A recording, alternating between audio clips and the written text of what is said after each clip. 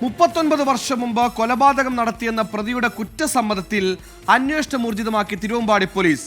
മലപ്പുറം വേങ്ങര സ്റ്റേഷനിലാണ് പ്രതി മുഹമ്മദ് അലി കുറ്റസമ്മതം നടത്തിയത്.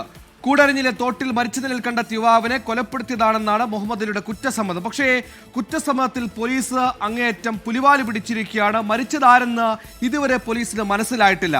ആകെ കിട്ടിയത് ആ പറയുന്ന തോടിന് സമീപം 39 വർഷങ്ങൾക്ക് മുമ്പ് ഒരാൾ മരിച്ചിരുന്നുവെന്ന വാർത്ത മാത്രമാണ്. ഇത് സംബന്ധിച്ച് അന്വേഷണം ഊർജിതമാക്കിയിരിക്കുന്നു. ഇത്രയും വൈകിയൊരു കുറ്റസമ്മതത്തിന് പിന്നിൽ കുറ്റം ഏറ്റുപറഞ്ഞ മുഹമ്മദ് അലിയുടെ മകൻ മുങ്ങി മരിച്ചതിന് പിന്നാലെ ഉണ്ടായ നൈരാശ്യമാണെന്നും പ്രതി തന്നെ സമ്മതിക്കും. 1986 ഈ സംഭവം നടന്നത്. തന്നെ ശാരീരികമായി ഉപദ്രവിച്ച ആളെ മുഹമ്മദ് അലി ചവിട്ടി. തൊട്ടടുത്ത തോട്ടിലേക്ക് ഇയാൾ വീണു. 2 ദിവസം കഴിഞ്ഞാണ് ഇയാൾ മരിച്ച കാര്യം മുഹമ്മദ് അലി അറിഞ്ഞതെന്ന് കുറ്റസമ്മത മൊഴിയിലുണ്ട്.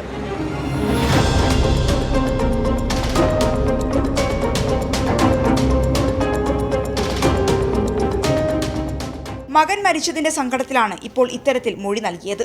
തന്റെ 17ാം വയസ്സിൽ കൊല്ലണമെന്ന ഉദ്ദേശത്തോടെ ആയിരുന്നില്ല ഉപദ്രവിച്ച ആളെ ചവിട്ടിയതെന്നും മുഹമ്മദ് അലി പറയുന്നു. കുറ്റസമ്മത മൊഴിയുടെ അടിസ്ഥാനത്തിൽ വേങ്ങര പോലീസ് അറസ്റ്റ് രേഖപ്പെടുത്തി പ്രതിയെ തിരുവമ്പാടി പോലീസിന് കൈമാറി. കൂടരഞ്ഞിയിലെ തോട്ടിന് സമീപമെത്തി തെളിവെടുപ്പ് നടത്തി.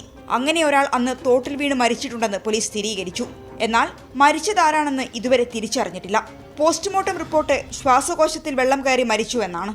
അസ്വാഭാവിക മരണത്തിനായിരുന്നു അന്ന് കേസെടുത്തിരുന്നത്. 24 കോഴിക്കോട്.